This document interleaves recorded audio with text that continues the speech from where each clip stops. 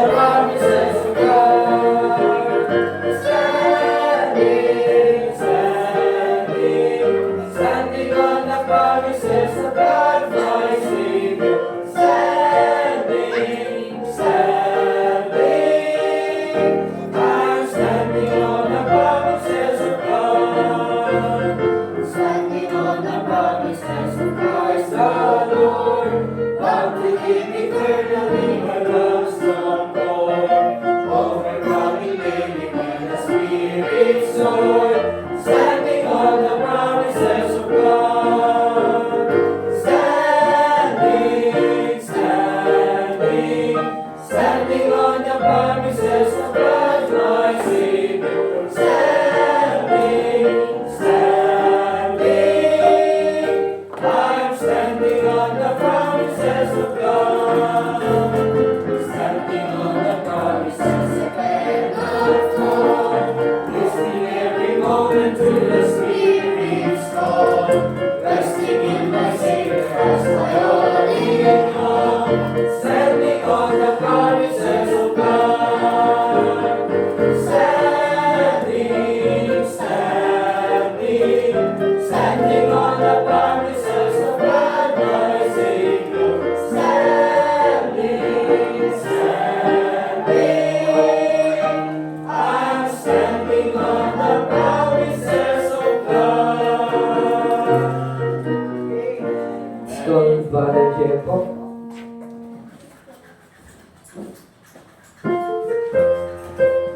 Magandang umaga po mga kapatid. Let us open our songbooks on page 214, page 214 po.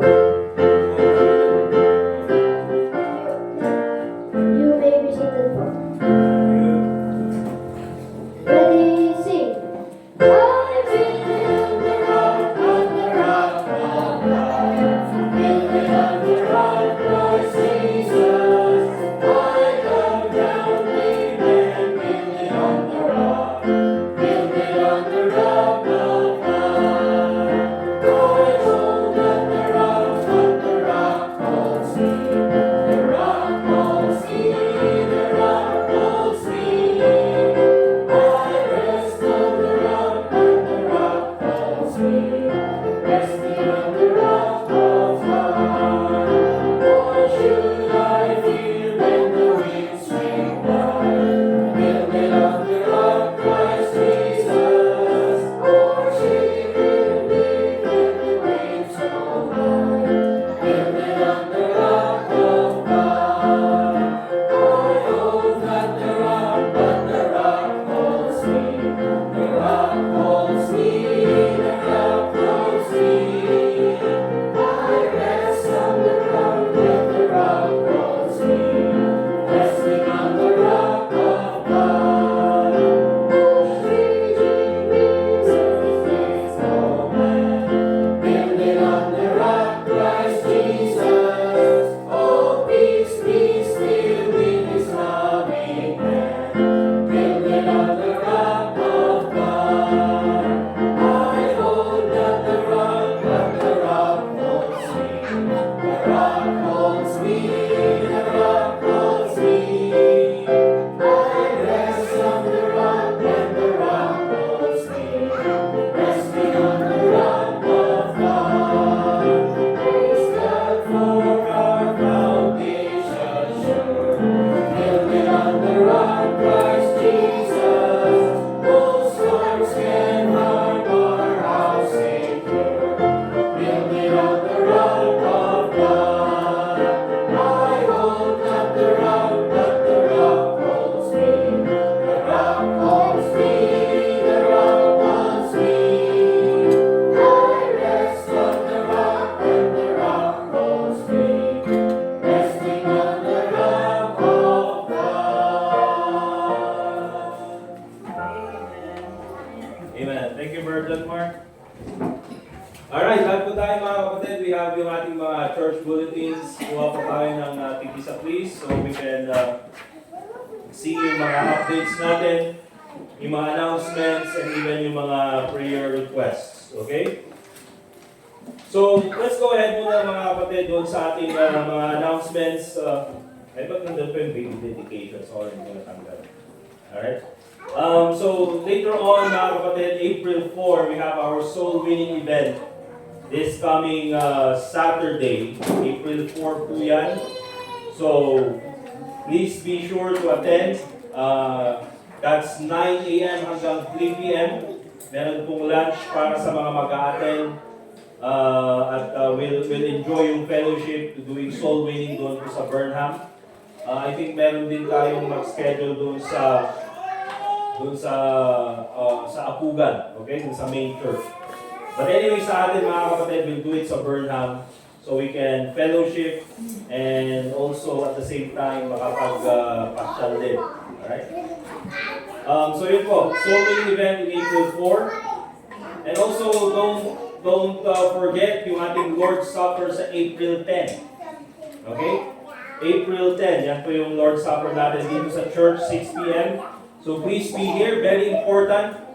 April 10 and then April 12, yung ating church anniversary. Kaya later on mga kapatid, we'll still have yung ating special offering.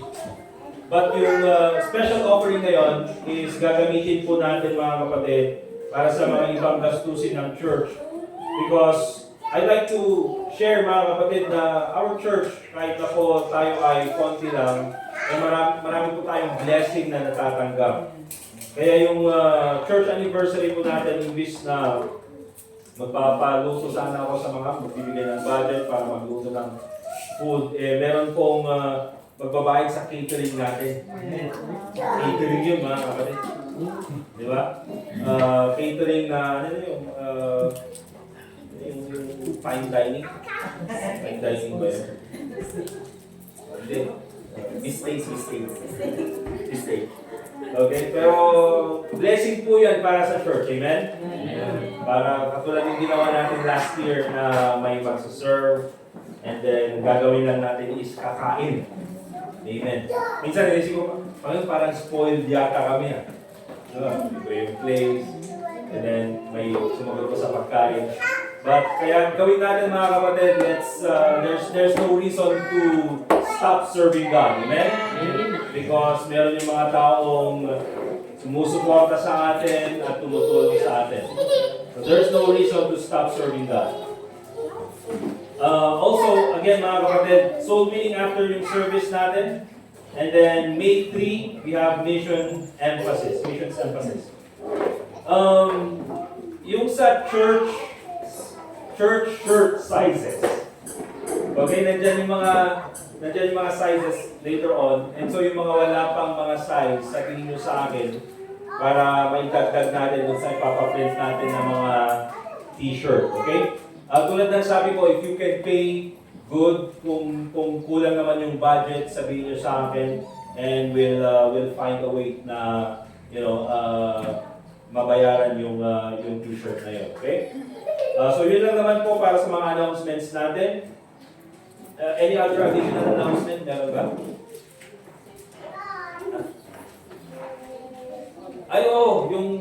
Yung team para sa church, yung color na gagamitin natin is sino bang nag-decide doon? Hindi pa natin nasubukan yung red, kaya red. Okay, red.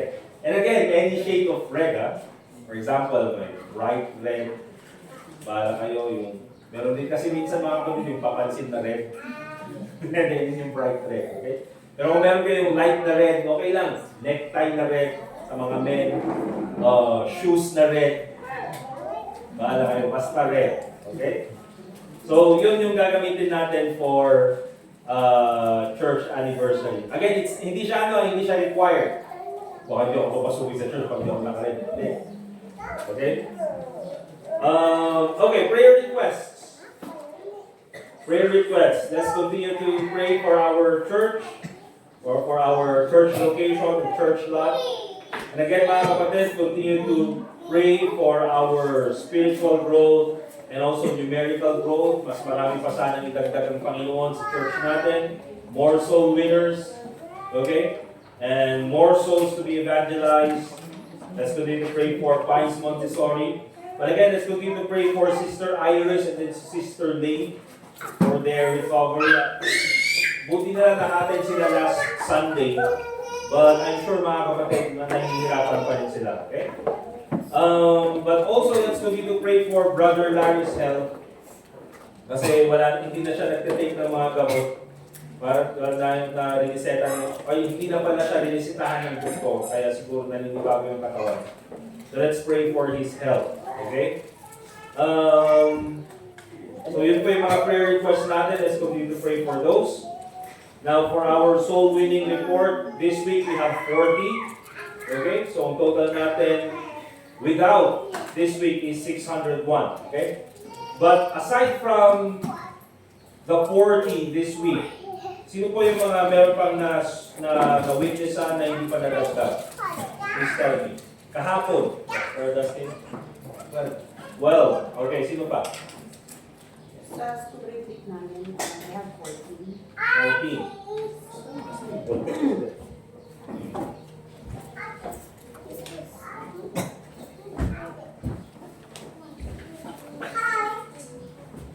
Alright, 12. 14. Sino pa? Sino pa po?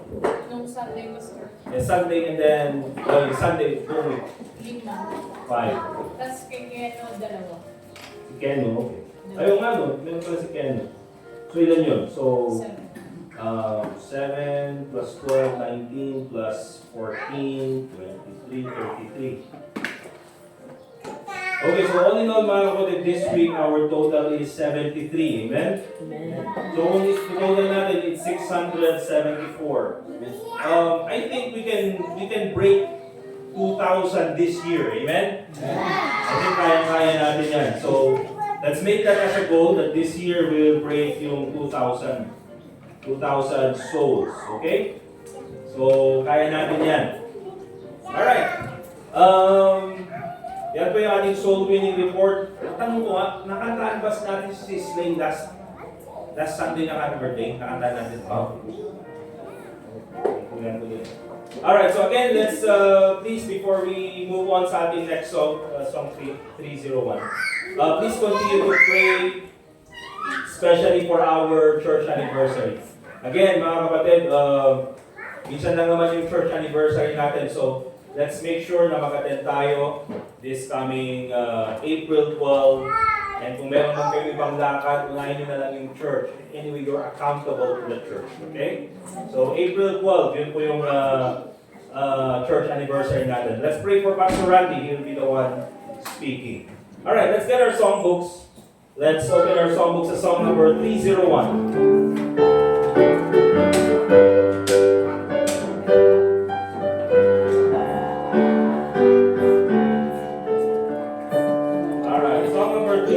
Sweet hour of prayer. All together in the first stanza.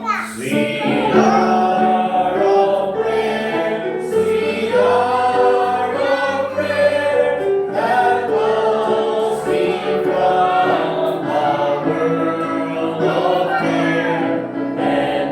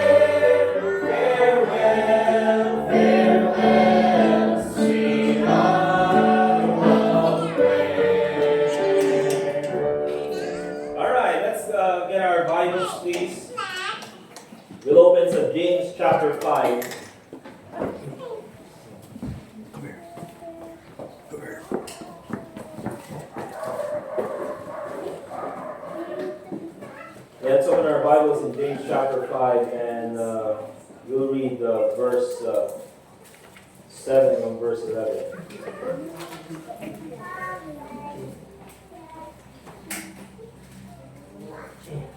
James chapter 5 verse 7 hanggang verse 11. But first Peter. James chapter 5 verse 7 to 11. Be patient therefore, brethren, unto the coming of the Lord. Behold, the husbandman waiteth for the precious fruit of the earth, and hath long patience for it, until he receive the early and latter rain. Be ye also patient, establish your hearts, for the coming of the Lord draweth nigh. Grudge not one against another, brethren, lest ye be condemned. Behold, the judge standeth before the door. Take my brethren, the prophets, who have spoken in the name of the Lord, for an example of suffering, affliction, and of patience. Behold, we count them happy which endure. Ye have heard of the patience of Job, and have seen the end of the Lord, that the Lord is very much pitiful, and of tender mercy. And so this morning, mga kapatid, we'll have our lesson from James chapter 5, verse 7 to 11. At ang magiging title po natin, ang ating pamagat is Christian Patience. Okay? Christian Patience. And so, patience, mga kapatid, is one of the clearest signs of spiritual maturity. Okay? Now, pag ang isang Kristiyano, he truly has patience, that shows us, and that gives us an idea that that person, na yung tao na yan, spiritually mature. And we'll take a look at that later on. But also, it also exposes na yung tao ay spiritually immature kung yung tao na yun ay walang patience. Okay, so, again, that's a double-edged sword, mga kapatid. If a person has patience, it shows na he is, spiritually mature. And kung wala naman siyang patience, it shows that he is spiritually immature. And so it's very important, mga kapatid, that tayo bilang mga Kristiyano, we learn to be patient. Okay? Dapat meron tayong pasensya. Because oftentimes, mga kapatid, there are times sa buhay natin bilang mga Kristiyano that God will make us wait. Alright? Na ang Panginoon talaga ilalagay tayo sa isang panahon, sa isang span of time when we have to wait. Especially, mga kapatid, pag nandiyan yung pressure. Pressure from work, pressure from family. We have to be patient. When people starts to irritate us, meron talaga yung mga tao that's irritating to us, whether it be at work, whether it be sa ating mga kapitbahay, whether it be at church, that is when we start to be patient. Even, mga kapatid, when our prayers are not answered. Meron tayong mga pinapanalangin na akala natin parang hindi binibigyan ng Panginoon ng kasagutan. Those are the times when we should be patient. Kasi yun, mga kapatid, pinapakita natin, or yun yung nag-expose sa atin. If we truly are spiritual, if we truly are spiritually mature, or kung tayo ay parang religious person lamang. And let me just say this, mga kapatid, sa bawat sa atin, that oftentimes, tayo mga Kristiyano, we are very spoiled. Diba? Spoiled tayo sa Panginoon. Bakit? Minsan gusto natin ang Panginoon will work in our schedule. Okay? Na parang ang gusto natin, dapat ang Panginoon, dapat magtrabaho siya doon sa schedule natin. Panginoon, dapat ganito yung gawin mo sa oras na ito, dapat sa time na ito, ganito na dapat. That is how we look at God. And so in many cases, tayo po ay nagiging spoiled. At hindi lang yan, mga kapatid. We want to be, we want to be blessed without going through endurance. Panginoon, gusto mong i-bless mo ako. Gusto mong ganito dapat ang blessing na ibigay mo sa akin. We want holiness without hardship. Pero kung titingnan natin, mga kapatid, that all these things na gusto natin, we need to be patient with it. If we want God to work Sa buhay natin, we have to wait on God's timing.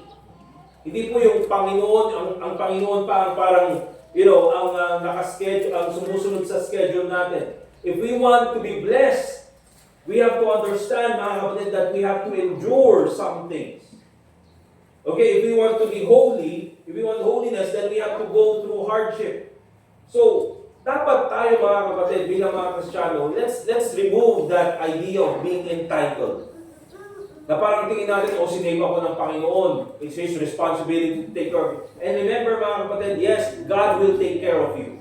But don't act like parang may utang sa iyo ang Panginoon. Wala pong utang sa atin ng Diyos. Okay?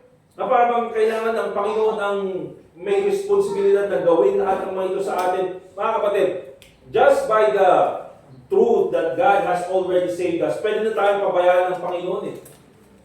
But hindi mga kapatid, God is so merciful, God is so gracious, na hindi na niya tayo niligtas. He also adopted us into His family. Now we are the children of God, and we are sure that God will take care of us. But remember this mga kapatid, walang utang sa atin ng Panginoon. Okay, that we demand anything from Him. It's only by God's grace, it's only by God's mercy, na hindi lang niya tayo in-adopt sa kanyang pamilya, but also God gave us the instrument or the avenue of prayer na pwede tayong humingi sa Kanya. Okay?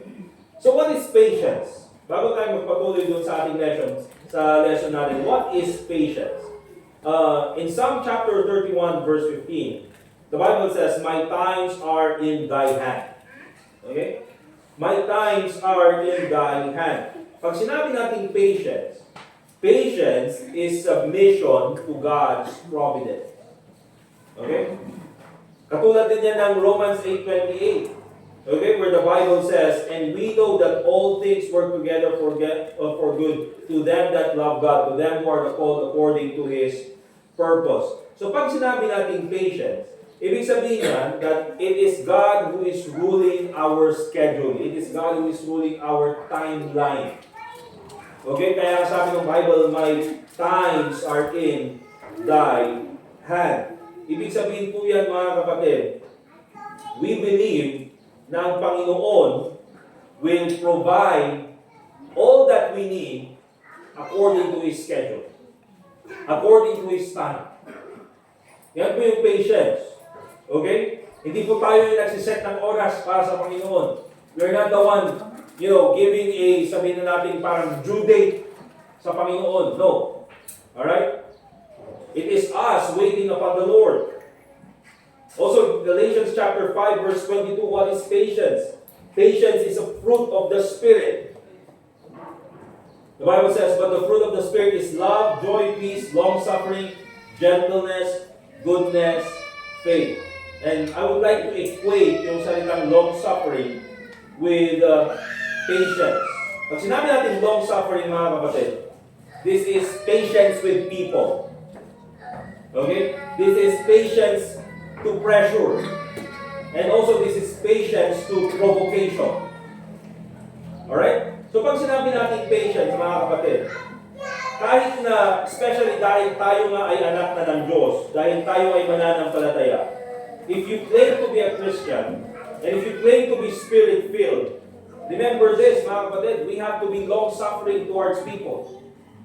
We have to be patient with people. We have to be patient pag nandyan yung pressure. Especially pag nandyan yung mga taong nagpo-provoke sa atin. Alright? Hindi tayo yung klase ng tao na yun, alam mo yung parang bigla na lang nagagalit or bigla na lang nag-explode dahil sa galit na nasa atin. O mga kapatid, we have to be patient. And also, when we say patience, patience is, I believe, the attitude of people who are saved. Bakit mga kapatid? Because we have experienced the patience of God. Like for instance, pag babalikan natin yung 2 Peter chapter 3 verse 9, the Bible says, "The Lord is not slack concerning His promise." Okay? As some men thought slackness. But sabi niya ngayon, "But is long-suffering to usward, not willing that any should perish, but that all should come to repentance." Kasi ang Panginoon, mga kapatid, buti na lang na siya ay very patient sa atin, very long-suffering, na nung tayo ay nagkasala, hindi tayo agad pinatay ng Diyos.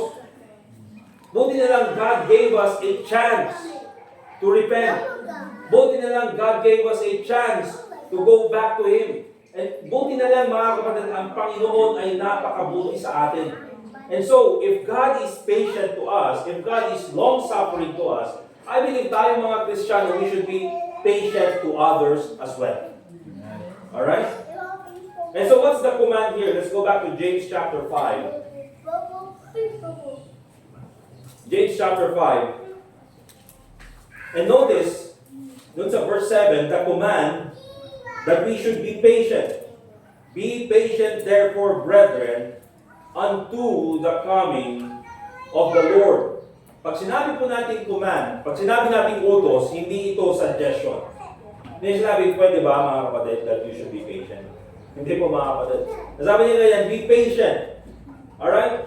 And that, yung patient na yan, yung patience na yan, yung command na yan, hindi niya sinabi, be patient until things get better, or maging patient ka pagka naging maayos yung situation. No. The Bible says, be patient unto the coming of the Lord.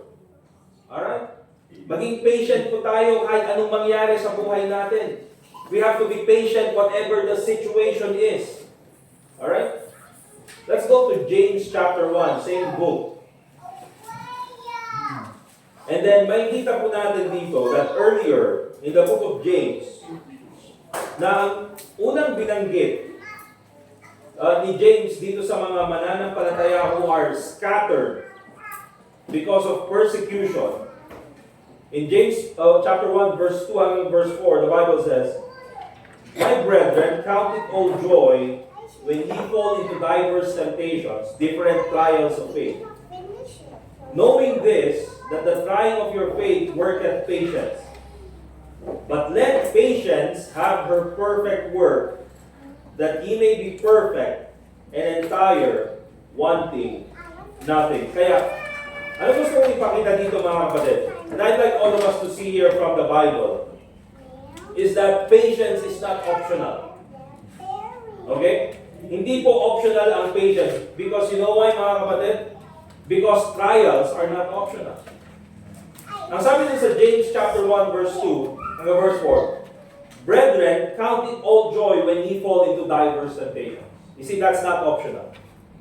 No matter how good life is, or kahit nasabihin natin na no matter how we do our best to obey God's word, remember this, na darating ang problema sa buhay. Last Sunday, we talked about, the reality of Christian life, the reality of Christianity. When you do bad, may consequence na darating. Alright? But also when you do good, problems will still come. Bakit? Because all that live godly in Christ Jesus shall suffer persecution. So, ano man yung situation ng buhay, remember this, problema ay darating. And so, trials are not, sabihin natin, optional. Hindi mo pwedeng sabihin na, siguro pag lumipat ako ng church, mawawala yung problema ka. No, mga kapatid, nandyan pa rin yung problema. Whatever you do, ay nandyan po ang problema. Because here's the thing, ang ginagawa po ng Panginoon in order for us to produce patience is first, He tries our faith. Kaya nga anong sabi dyan mga kapatid? Diba? My brethren, count it all joy when ye fall into diverse temptation. Knowing this, that the trying of your faith, okay, susubukin ng Panginoon ang iyong pananampalataya, worketh patience. And now, yung trying of your faith, mga kapatid, is very important na makita po natin. Because sa bawat isang Kristiyano, okay, sa bawat isang Kristiyano, lahat tayo ay may pananampalataya. Alright? But anong gagawin ng Panginoon? He needs to try that faith. Kumbaga, ano yung parang, yung mga quality control. Alright? Nandito sa mga upuan natin na mga dito sa church, especially nung kakabili pa lang ng mga yan, meron po doon sa ilalim, ay naalala ko, is meron siyang, anong tawag doon? QC, approved. Okay? Ibig sabihin, approved sa Quezon City. Amen? Ano ibig sabihin nun? Quality control. Ibig sabihin, approved. And I like to use this kasi nung nag-aayos ako kahapon, since nakita ko yung isang upuan na may butas at sa gilid, kaya nagay yung sa gilid. Okay? So QC approved, especially yung mga Uratex. Yan, mga monoblock. Matibay. Okay? Ibig sabihin mga kapatid, before nila ibenta yan, tinest nila ng maraming beses kung matibay ba talaga. Alright? So QC approved. Now meron yung upuan doon sa gilid. Hindi ko alam kung mababasa ni Ma'am Aida yung brand sa likod. Then sa likod na. Hindi siya Uratex. Sophia. Okay, Sophia yung pangalan. Yan, naalala ko nung pinuha natin. Kasi kulang noon yung pera ng church. I think kailangan natin ng 20 noon. Doon pa tayo sa Bonifacio. So pinuha namin yung iba, monoblock, Uratex. And then I think 16 lang yung kaya. Pero pwede pang may apat, sabi nung may-ari. Meron pa kaming apat dito na monoblock. Pero mura, ibang brand. So tinignan ko, yes, yun nga yung brand. Yeah. And tinignan ko siya na wala siyang QC approved. And so, imagine, yung mga apat or yung dalawang monoblock na first na nasira is yung hindi po approved ng quality control. Diba? Because it was not tested, mga kapatid. Kaya, the reason why sinusubok tayo ng Panginoon para maipakita, mga kapatid, na tayo ay matibay. Alright?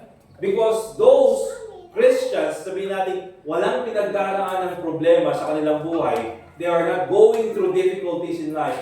Remember, these Christians, mga kapatid, ito yung mga madaling masirang mga Kristiyano. Ito yung mga Kristiyanong madaling mag-fold pag dumating yung problema. And so, it's very important that God tries our faith so that it will show us how strong our faith is. Okay? So, napaka-importante yung makita po natin yung katotohanan na yan. Patience, that patience have her perfect work, sabi sa verse 4, that he may be perfect and entire, wanting nothing. You see, God tries our faith, and then later on, when He tries our faith, nagpo-produce po yan ng patience. Okay? Remember, nung tayo pa ay medyo mas immature na Kristiyano, di ba? Biglang umorder ka ng ganyan, and then mali yung binigay sa'yo, sobrang galit mo. Diba, hindi yung nagula ko kaya? Bakit spicy ito? Alright? Pero ngayon dahil mali na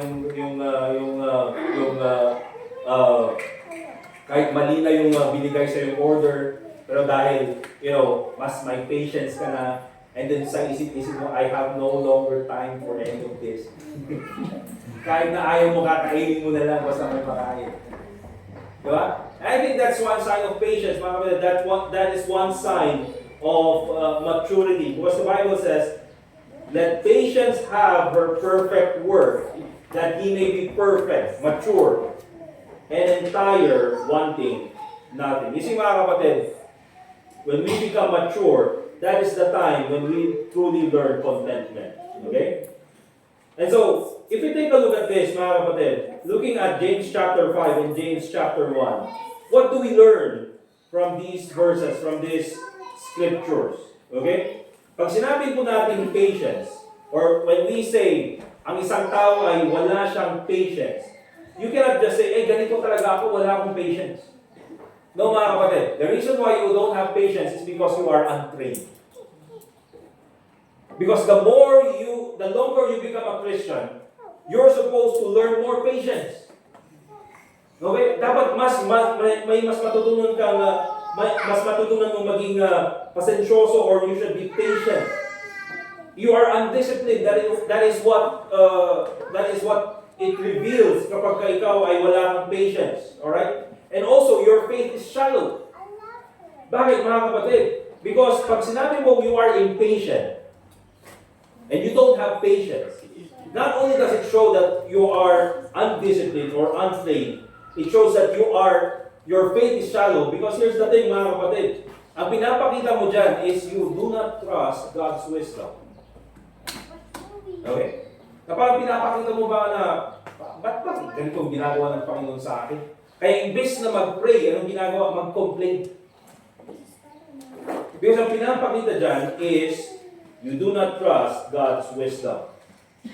And so, saan ba natin dapat ipakita ang ating patience? Go to Colossians chapter 3, verse 19.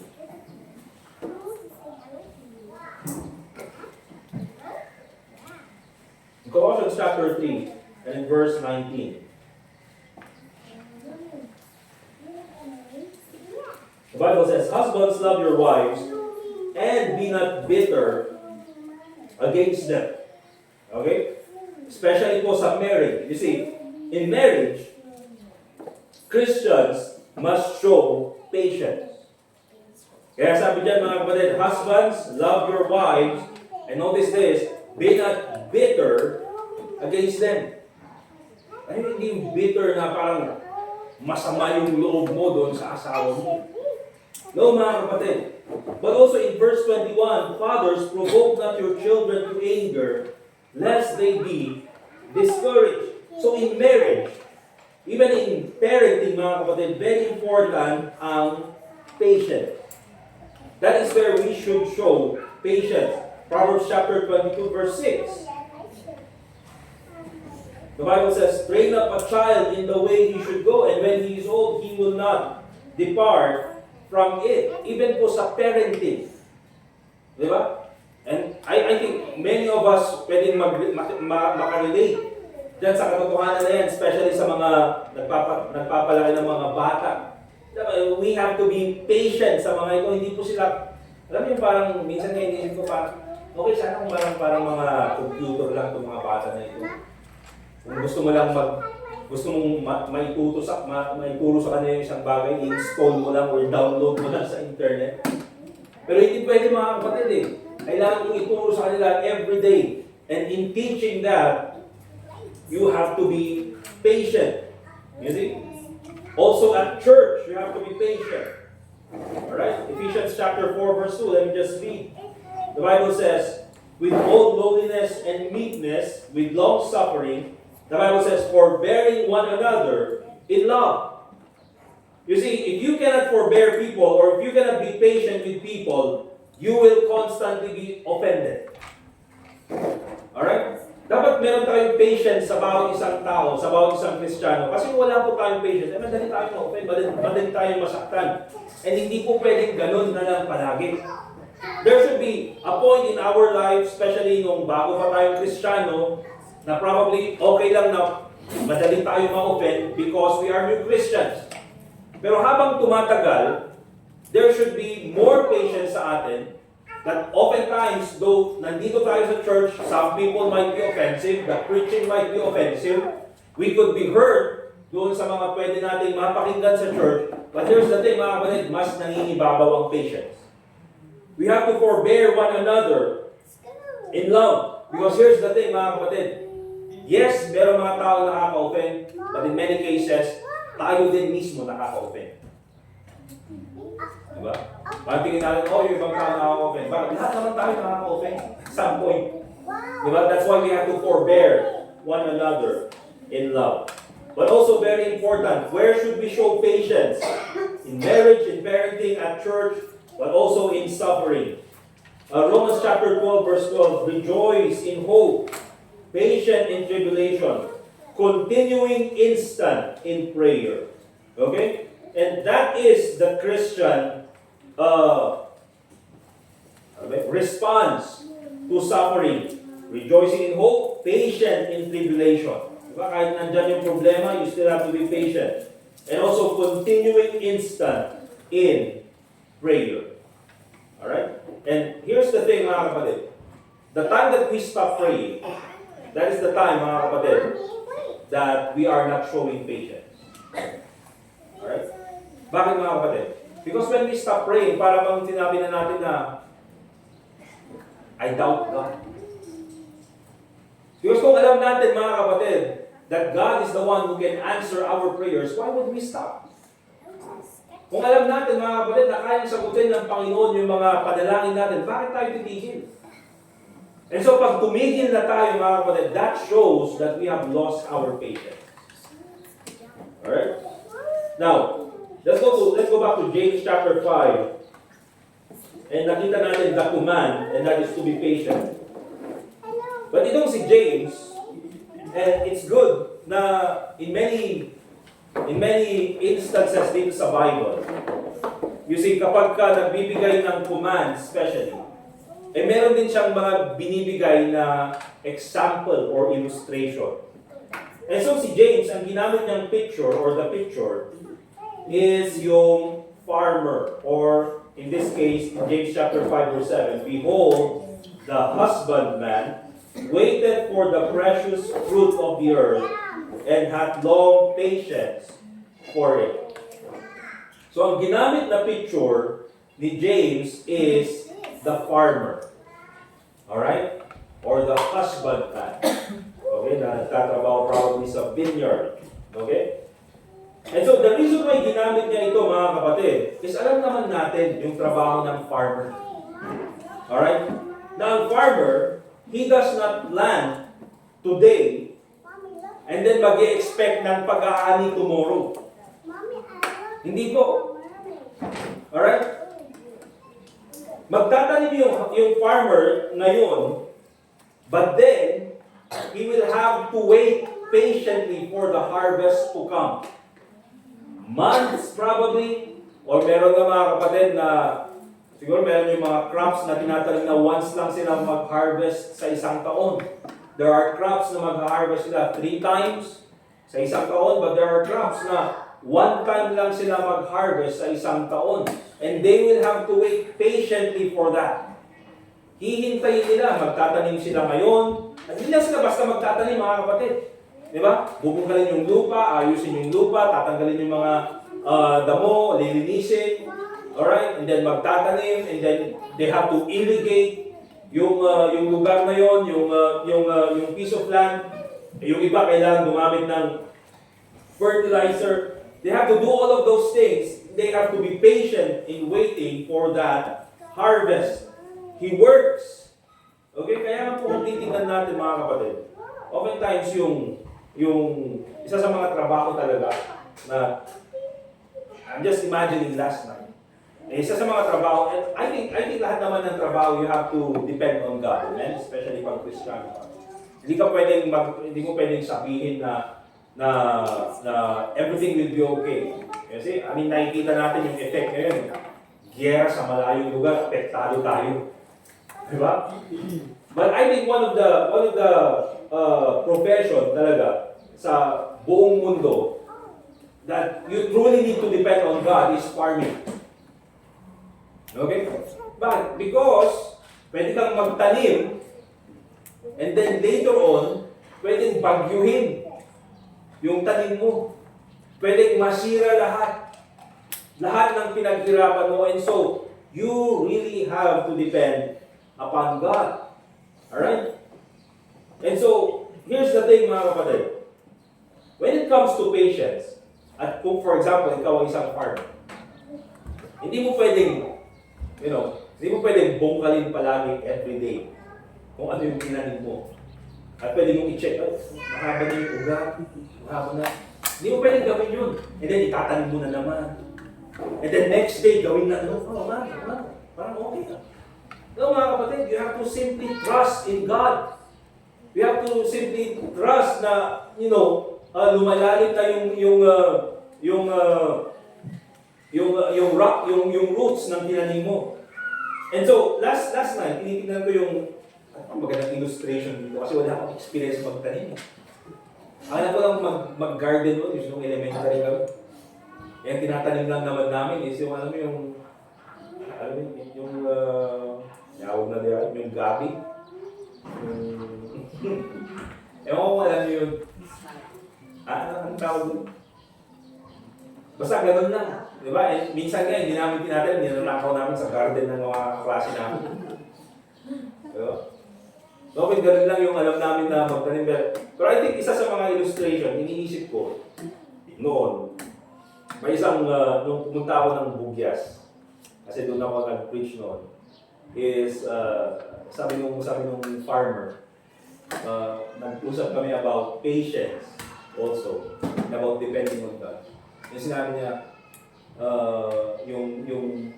yung term na sinabi niya, ay, yung preacher, parang faith like potatoes. Kasi may napanood daw siyang movie. Faith like potatoes. Hindi feet like potatoes, ha? Kasi meron talaga mga paa na parang potatoes.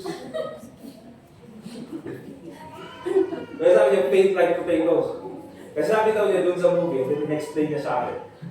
Minsan daw kasi pag nagtatanim ng potato, wala siyang, minsan meron yung times na walang leaves na lumalabas. Parang tinanim lang doon. Okay? At meron daw yung time na parang walang leaves na lalabas. So wala silang alam kung tumutubo pa lahat talaga, may crops ba talaga sa ilalim. But they have to have faith. Okay, na later on meron silang aanihin. And so I think ganun mga kapatid when it comes to us, hindi mo pwedeng i-check palagi na meron ba, bubungkalin mo palagi kung meron. Because if you do that, mamamatay yung crop. Alright? Hindi tayo pwedeng maging sigurista mga kapatid. When we trust God, katulad ng isang farmer, you just need to be patient with God's timing. Okay? So, for example, if you plant the truth sa iyong anak, okay, you have to be patient. And hopefully, one day you will see the fruit. You just have to keep obeying. If you're trying to rebuild your marriage, of course. Okay? Hindi mo pwedeng makita probably yung change next week or the following months. But here's the thing, mga kapatid, you have to keep on doing what's right. Okay? If you're a husband, you have to keep on loving your wife. And if you're a wife, mga kapatid, you have to keep on submitting to your husband. Keep on doing what's right. If you're praying, mga kapatid, for the church, it may not come instantly, but you have to keep on praying. Diba? You might not see the result right now, but that is where patience comes in. Okay? Kaya sabi ng Galatians 6:9, let us not be weary in well-doing, for in due season we shall reap, if we faint not. Now let's go back to James chapter 5.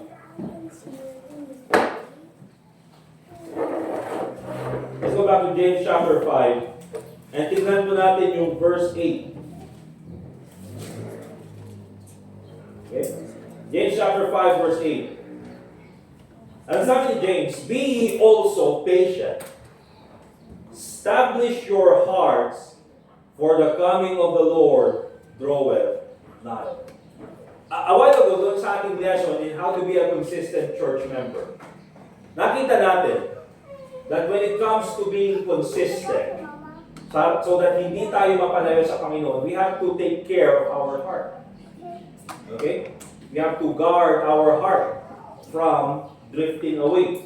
But also, when it comes to being patient, mga kapatid, it also has something to do with the heart. Kaya sabi nga, be also patient, establish your hearts, for the coming of the Lord draweth nigh. So, pag sinabi natin establish, it means strengthen. Palakasin. Or you have to strengthen, you have to stabilize your heart. Especially mga kapatid, kapag hindi natin alam yung mga nangyayari sa paligid natin. Alright? We take a look at what's happening sa panahon natin ngayon. Ang bila masyadong mataas yung price ng oil, ng diesel. And because of that, mga kapatid, tumataas na rin yung mga bilihin. Probably tataas yung pamasahe. Maraming mga tao na ayaw ng bumiyahe, especially mga drivers. Okay? Because sobrang mahal nga ng diesel.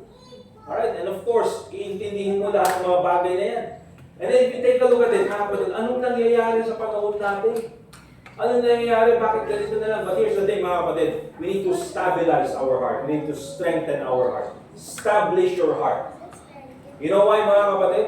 Because even though ganito yung mga nangyayari sa panahon natin, here's the thing. God is still in control. Kaya sabi dyan, mga kapatid, the coming of the Lord draweth nigh. Na kumbaga kung titingnan natin, all of these things that are happening around us, although the days are getting evil, although nagiging pasama ng pasama yung mga nangyayari sa mundo natin. And here's the thing, mga kapatid, every day that comes, it shows us that the Lord's coming is also, habang tumatagal yung panahon, papalapit at papalapit na rin ang pagbalik ng ating Panginoon. Alright? So we have to establish our hearts. Yan yung sabi ng Bible.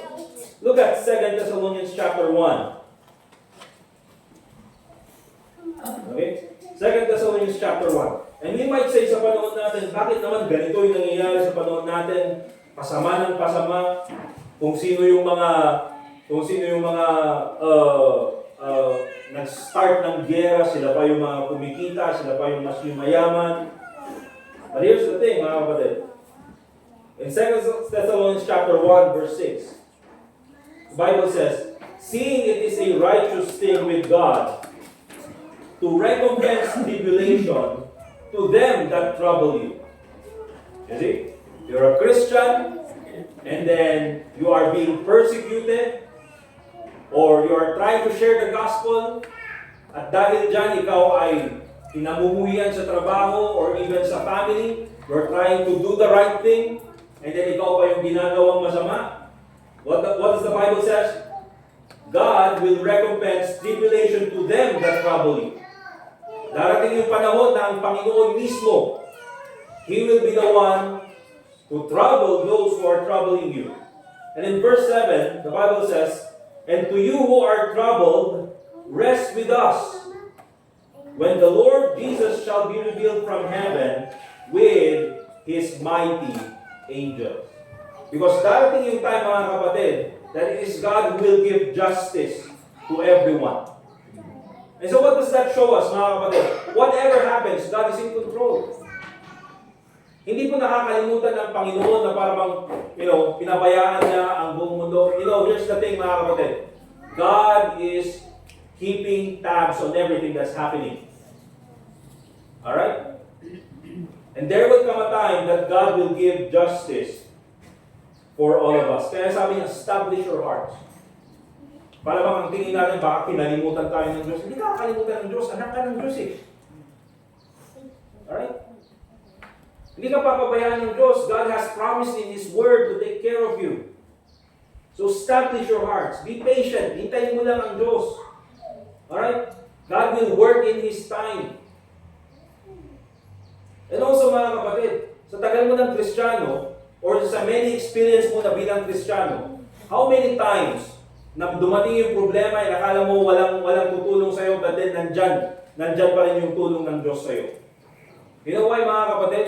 Because God will never betray His word. Alright, maganda yung mensahe ni Brother Jaser last Sunday ng hapon. Sa mga hindi nakakinig. Kasi nga, live stream natin, wala pa ng sound. May check ko walang sound. Ang ganda yung sinabi ni Brother Jaser nung last Sunday, kung sa kanyang preaching the book of Psalms, that God is our keeper, God is our helper, and God is our preserver. Okay? And so kung titingnan po natin, that is our life as a Christians. We have to establish our heart on what the Bible says. Let's continue to James chapter 5. James chapter 5. And tingnan po natin doon sa may verse 9. James chapter 5 verse 9. And the Bible says, grudge not one against another, brethren, lest ye be condemned. Behold, the judge standeth before the door. And so, dito sa James chapter 5 verse 9, ito naman pinapakita sa atin, the sin that destroys patience. Okay? The sin that destroys patience. And what is that? Sinabi ni James, grudge not. The reason why sinabi niyang grudge not is this is a reminder, mga kapatid. Pag sinabi kasi natin grudge, okay, it means being resentful. Ano yung tatanim ka ng galit? Ano yung bitterness? Bitterness, resentment, yan yung ibig sabihin ng grudge. Okay? Kaya ang reminder ni James dito, while he is teaching patience, grudge not one against another. Huwag kang magtanim ng galit sa ibang Kristiyano, lest ye be condemned. Sabi ng Bible. And so, there's a connection, mga kapatid, between being resentful and being impatient. Because impatient people are resentful people. Okay, kung wala kang pasensya, nandyan yung pagtatanim ng galit. Okay? You are carrying grudges probably against your spouse. Okay? Against sa asawa mo, meron kang resentment. Okay? Probably about your parents, about your pastor, about your church, even sa co-workers. Diba? Parang tagal naman na bigay itong promotion na ito sa akin. Then later on, meron ka ng resentment doon sa iyong boss o doon sa administration ng work. Alright? And probably even sa ministry. Ang tagal naman mag-grow ng mga tao na ito. Ang tagal naman mag-grow ng church na ito. And then later on, you start to be resentful doon sa church. Bakit? Because of your impatience. Alright? And so it's very important na makita po natin. Let's go to Ephesians chapter 4. Okay. Because oftentimes, meron mga Kristiyano, is they hide their resentment by making excuses. Diba? Bakit parang mahal-galitin ka sa tao na ito? Bakit sa certain tao na ito, you're very, parang madali kang magalit sa kanya. Sabihin, stress lang kasi ako. Actually, hindi siya stress. Oftentimes, you have an unforgiveful heart. Okay? Meron kang resentment. You have unforgiveness. Kaya sabi ng Bible in Ephesians chapter 4, verse 31, let all bitterness and wrath and anger and clamor and evil speaking be put away from you with all malice. And sabi niya ganyan, and be kind one to another, tender-hearted, forgiving one another, even as God for Christ's sake hath forgiven you. Kaya sabi niya ganyan, bitterness, wrath, and anger, and clamor, and evil speaking. You see mga kapatid, if you put all of these together, ang nagiging root niyan is nandun talaga sa bitterness. Why is there wrath? Because of bitterness. Why is there anger? Because of bitterness. Why is there evil speaking? Because of bitterness. Diba? Wala kang magandang masabi sa tao na yan. Because of bitterness.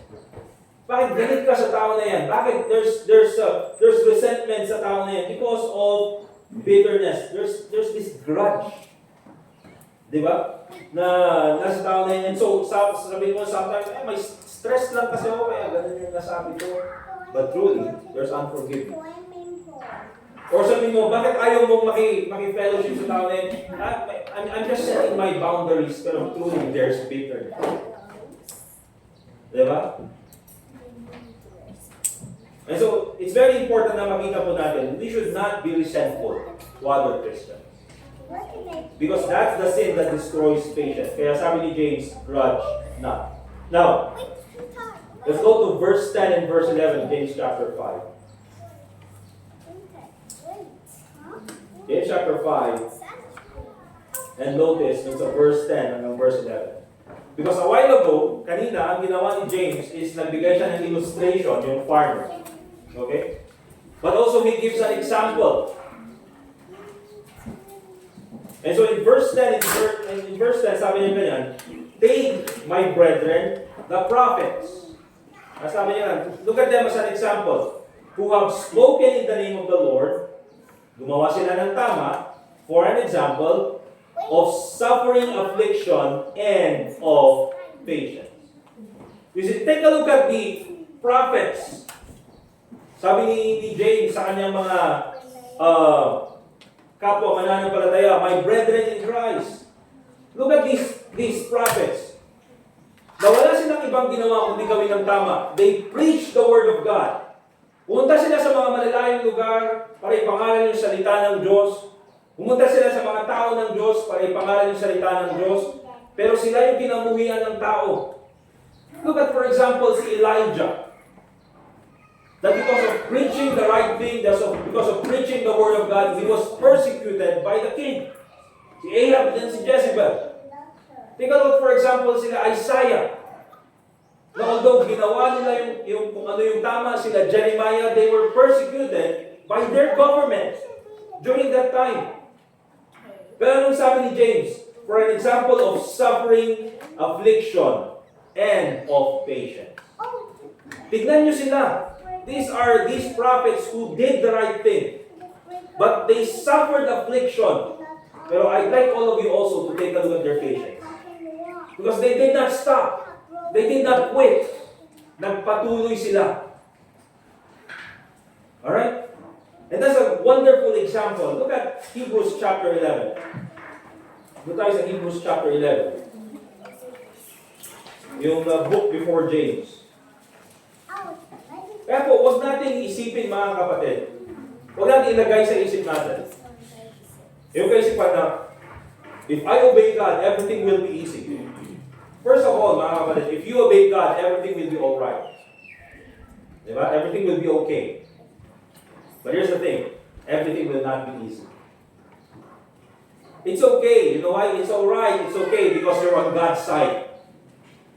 Diba? If you obey God, you're on God's side. Everything is okay. Everything is fine. But here's the thing, everything will not be easy. Diba? And so in Hebrews chapter 11, verse 36 and 37, the Bible says, and others had trial of cruel mockings and scourgings, yea, moreover of bonds and imprisonment. This is Hebrews chapter 11, pinangalanan ng writer ng Hebrews. Yung mga heroes of the faith. Nandiyan sila Abraham, of course, nandiyan sila Moses, nandiyan silang lahat, si Samson, si Gideon. Lahat ng mga yan, heroes of the faith who were faithful to God. Pero also, sabi niya in verse 36, and others, ito yung mga hindi binigyan ng pangalan. But although hindi sila pinangalanan ng Diyos, they were still faithful. They had trials of cruel mockings and scourgings. Hindi lang sila pinagkakansyawan, talagang sinaktan. Yea, moreover of bonds and imprisonment, nilagay pa sila sa bilangguan, mga kapatid, for doing the right thing. And sabi in verse 37, they were stoned. Remember what happened to Stephen? Preaching the right thing, pero siya ay binatay ng mga tao. They were sawn asunder. Ganyan po yung ginawa kay Isaiah.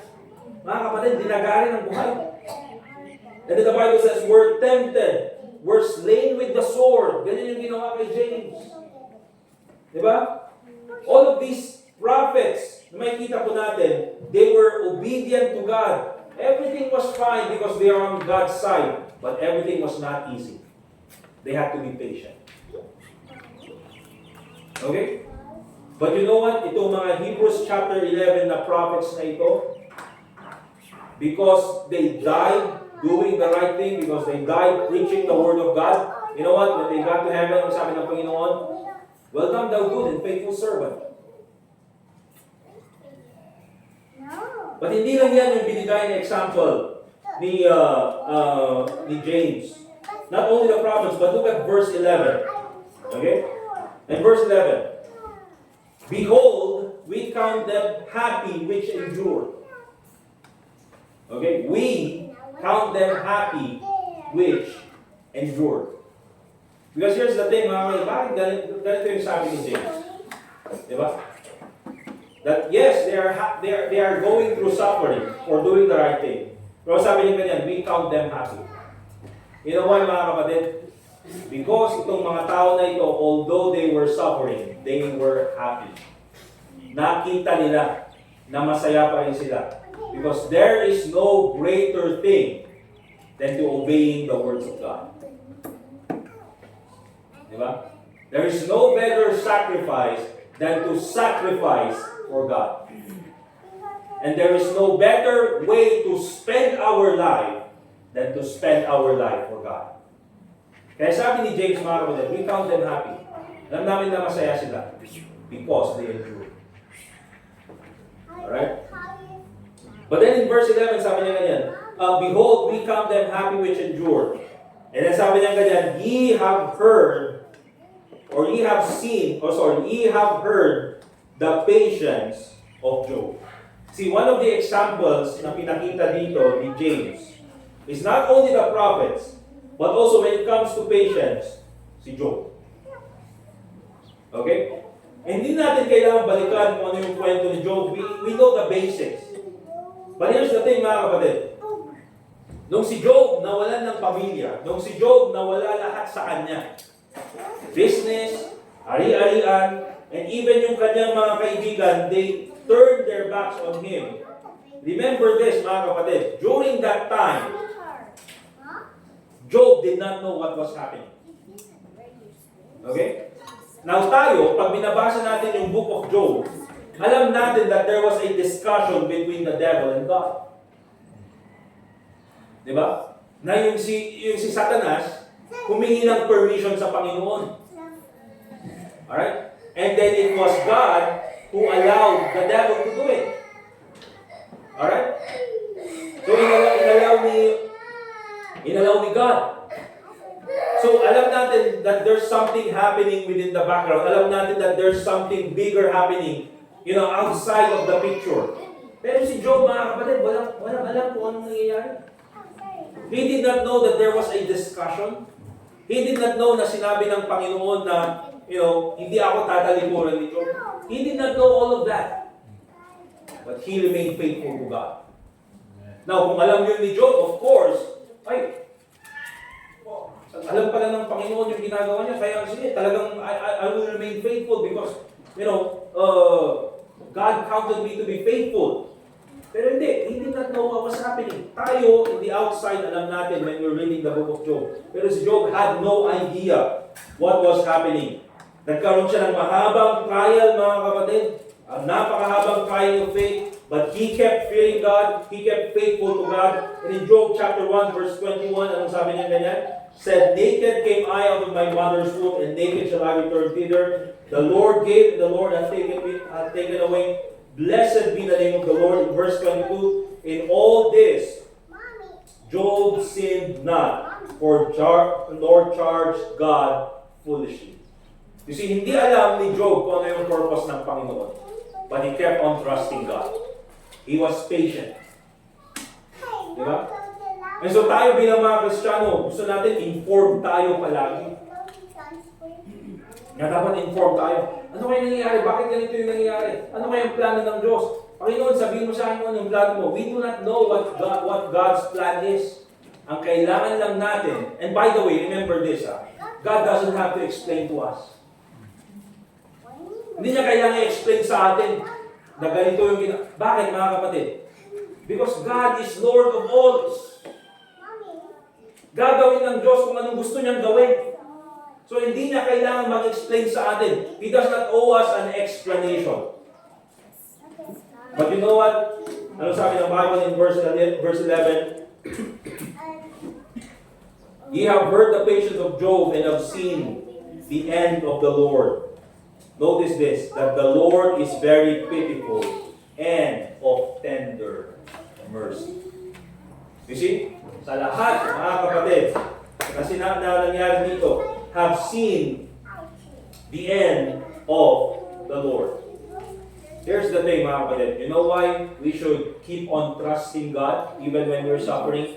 Because ang Panginoon may purpose. We have seen the end of the Lord. You see, maraming mga tao sa panahon ngayon, they are suffering. And while they're suffering, there is no purpose for their suffering.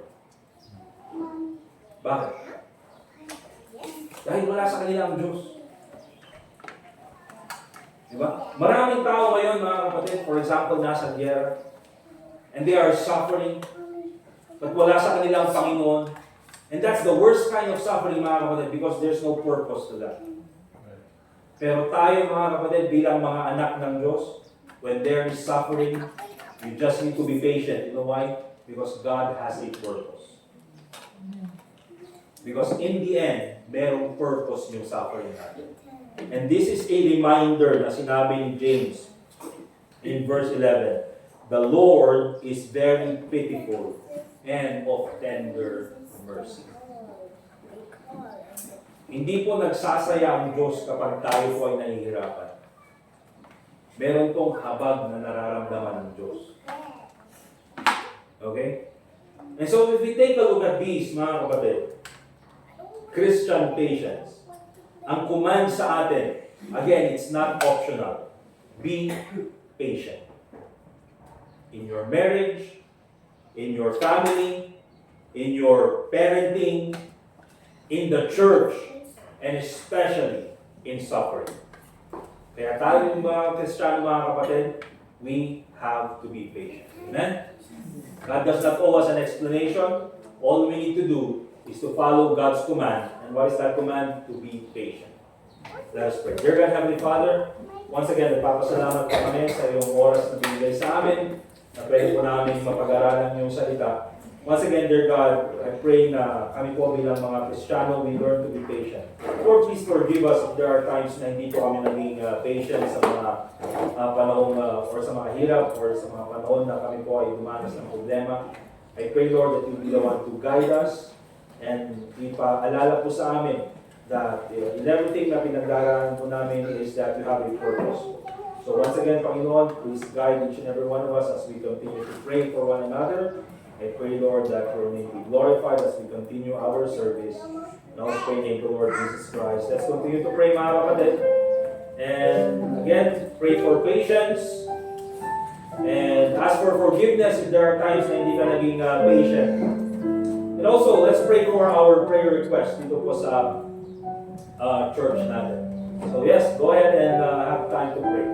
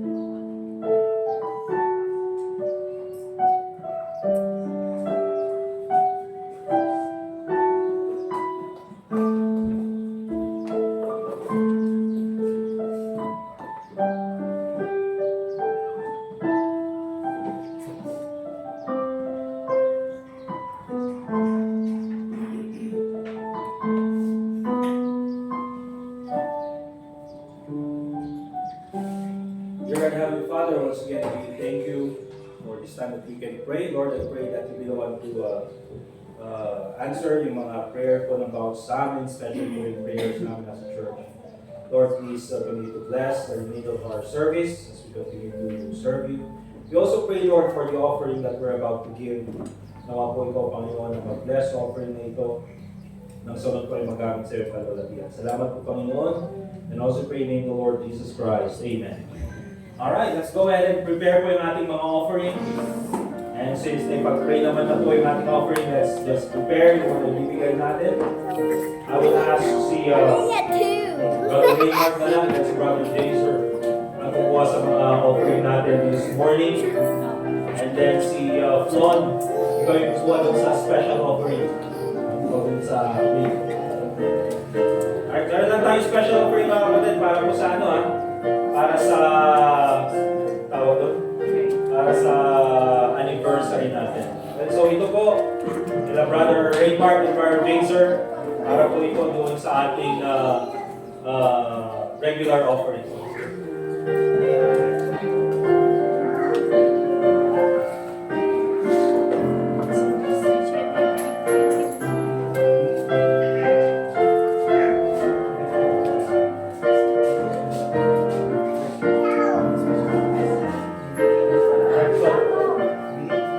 Alright, yung kay Flo, yung special offering po natin.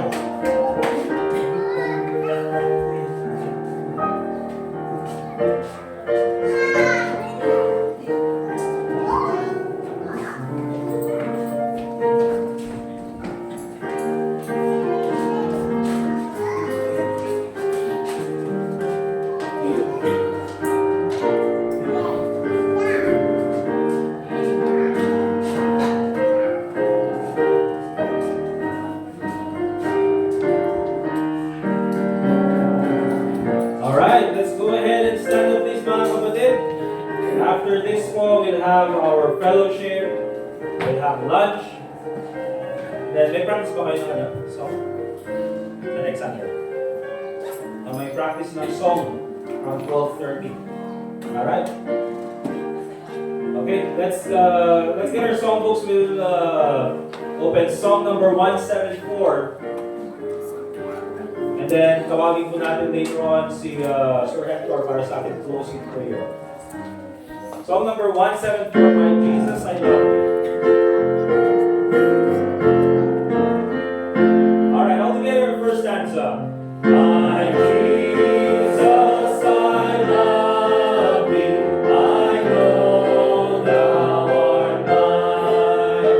For thee all the follies of sin I resign. My gracious Redeemer, my Savior art thou. If ever I love thee, my Jesus is now. I love thee because thou hast first loved me, and purchased my pardon on Calvary's tree. I love thee for wearing the thorns on thy brow. If ever I love thee, my Jesus is now. I love thee in life, I will love thee in death, and praise thee as long as thou lettest me breath, and say when the dead to life fall on my brow. If ever I love thee, my Jesus is now. In mansions of glory and endless delight, I'll ever adore thee in heaven so bright. I'll sing with the glittering crown on my brow. If ever I love thee, my Jesus is now.